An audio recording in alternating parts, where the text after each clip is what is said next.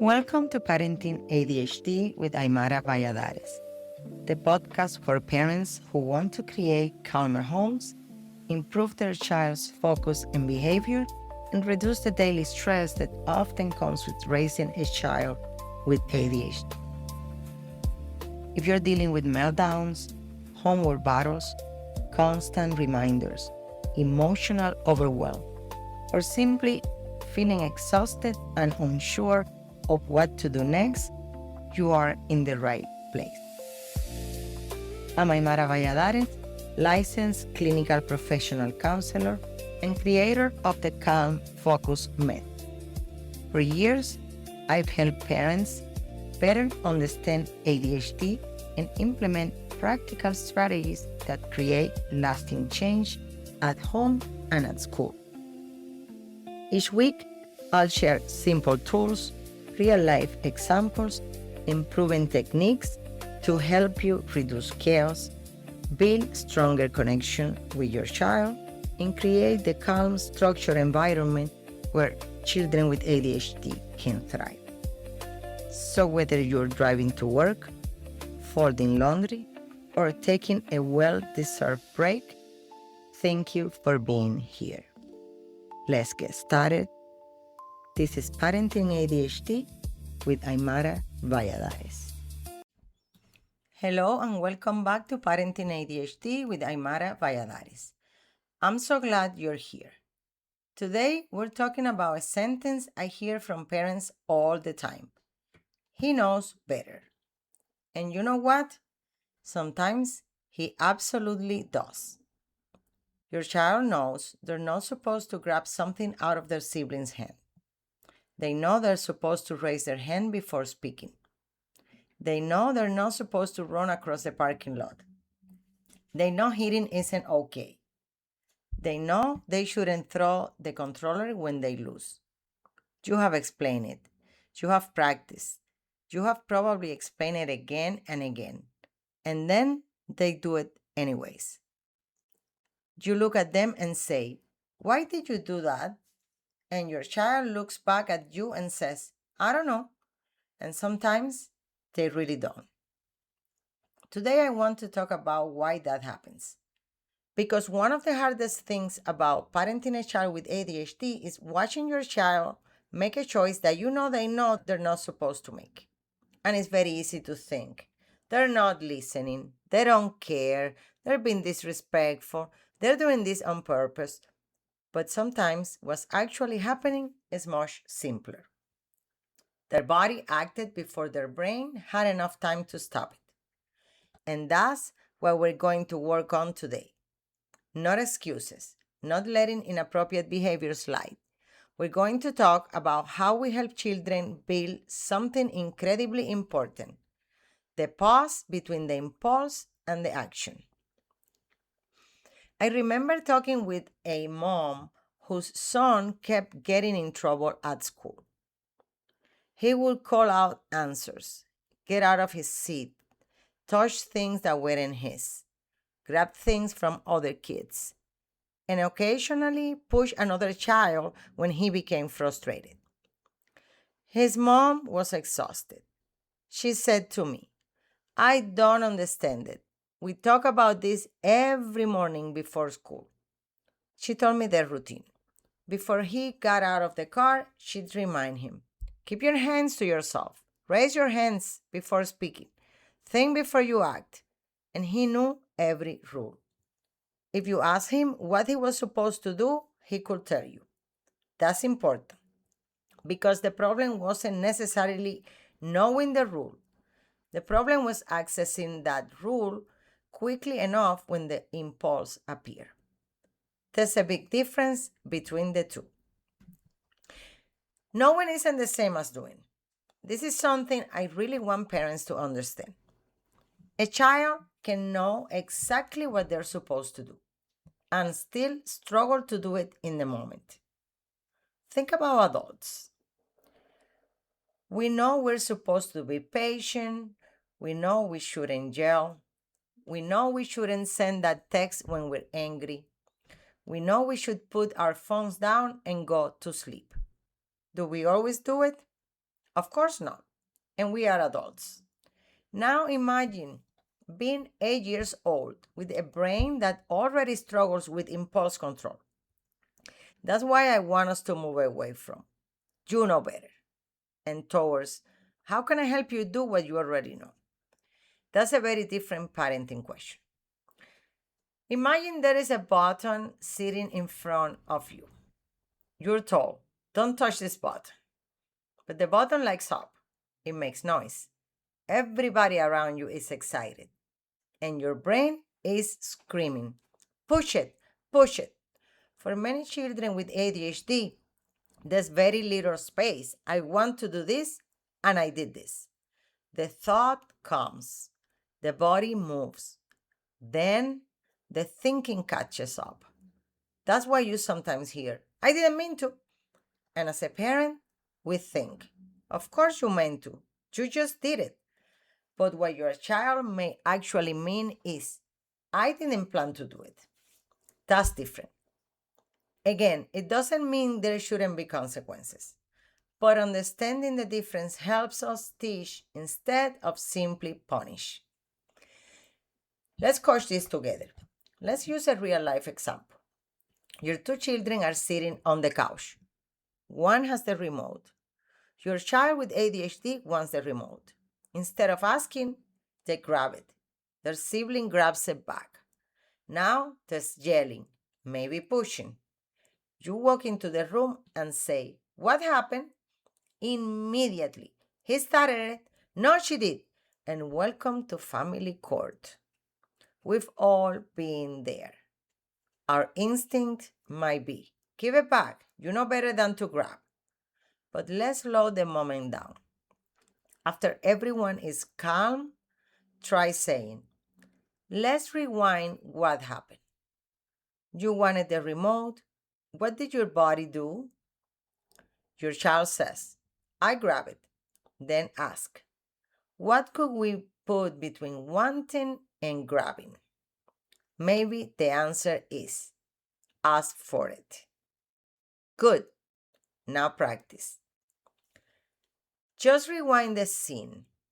Hand the remote back and say, okay, let's try it again. Your child says, can I have the remote when you're done? That little practice may seem almost too simple, but you're teaching the brain a new pathway. You're helping your child rehearse the pause. The power of the rewind. I just love the idea of a rewind with ADHD kids. Not every mistake needs a giant lecture. Sometimes we can simply say, let's rewind. Try it again. You slam the door? Let's rewind. Come back and close it again. You grab the toy? Let's rewind. Give it back and ask. You shouted your answer? Let's rewind. Try raising your hand. You spoke disrespectfully? Let's rewind. Say that again in a respectful way. We are not pretending the behaviors didn't happen. We are teaching what to do instead. And that's what children need. Now let's talk about something more difficult.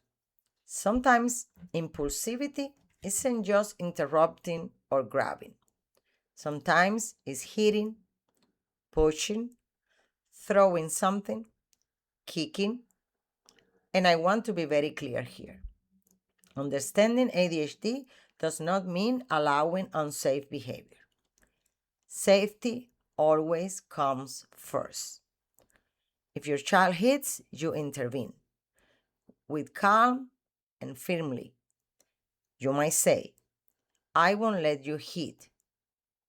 You don't say, what's wrong with you? You don't say, you're being terrible. You just said, I won't let you hit. Then create space. Let the nervous system settle. The lesson comes later. Because trying to teach emotional regulation while a child is completely dysregulated is like trying to teach swimming during storm. Wait until the storm passes. Then teach. What happens after? This part matters. After an impulsive mistake, many children with ADHD already feel terrible. Some children immediately say, I'm stupid. I always mess everything up. I'm bad. That's when we separate the child from the behavior. You can say something like this: You made an unsafe choice. That doesn't make you a bad kid. And then you say, we're going to practice what you can do differently next time. Accountability and compassion can exist together. That's something I want parents to remember. We don't have to choose between being understanding and having boundaries. We can have both. So, how do we actually help children become less impulsive? Let's keep it practical. Use the Calm Focus Toolbox.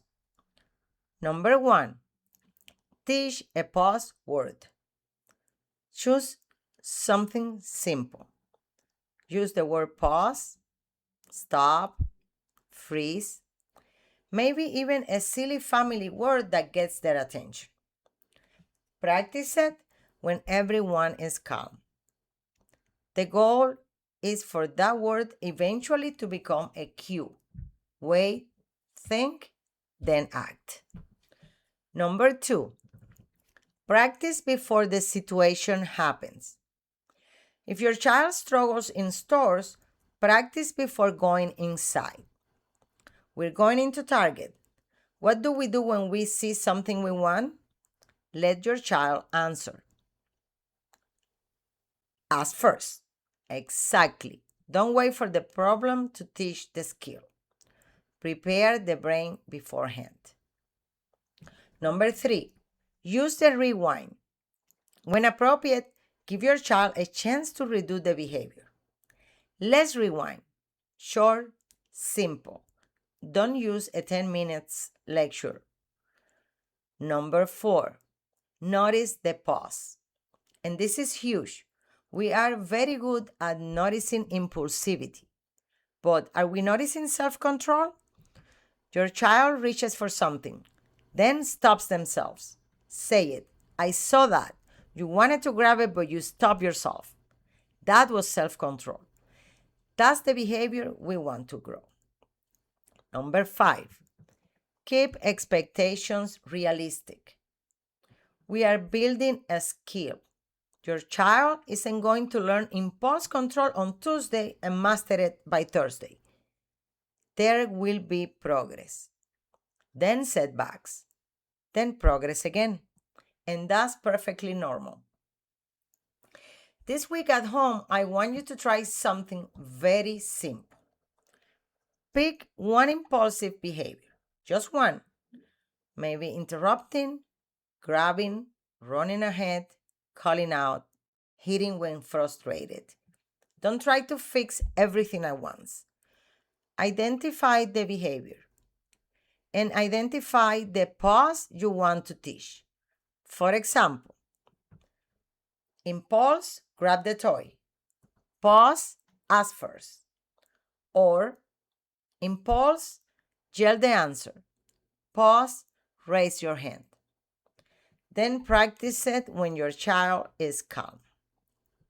And when they say it right, even once, acknowledge, because that tiny pause does progress. Here's today's tiny reminder. Your child may already know better. The skill they're still developing is stopping long enough to do better. And every time you help them pause, practice, rewind, and try again, you are making that skill stronger, one small moment at a time. And before we go, I want you to imagine something. Right now, the space between your child's impulse and their action might feel tiny. A thought happens and boom, they act.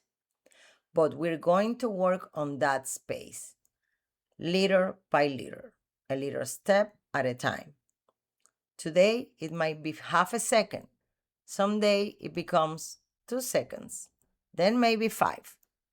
And inside those few seconds, something very important begins to happen. Your child starts asking, should I do this? What might happen? Is there another choice? That's what we're building, the pause. And that pause can change so much. Not only behavior, friendships, school, confidence, relationships, and eventually the way your child learns to navigate the world. So the next time your child does something impulsive and you find yourself thinking you know better, try adding one more thought. And I'm going to help you learn how to pause long enough to use what you know. That's the work, not perfection. Practice, patience, connection, and lots of rewinds. Thank you for spending this time with me today. If this episode helped you see impulsivity differently, share it with another parent who might need to hear it too. I'm Aymara Valladares, and this has been Parenting ADHD. Less chaos, more connection, lasting change. Thank you for joining me on Parenting ADHD with Aymara Valladares. Parenting a child with ADHD can feel overwhelming, but lasting change is possible when you have the right tools and the right approach. I hope today's episode has helped you better understand your child, given you practical strategies you can use right away, and brought you one step closer to creating a calmer home, improving your child's focus and behavior, and reducing the daily stress that leaves so many families exhausted. If you'd like to learn more about how to get my direct help, visit thecalmfocusmethod.com, where you'll find free resources and information about how we can work together to help your family thrive. Remember, your child is not broken. They need understanding, structure, and support, and so do you. Until next time, keep showing up, keep learning, and keep moving forward. I'm Aymara Valladares, and this has been Parenting ADHD. Less chaos, more connection, lasting change.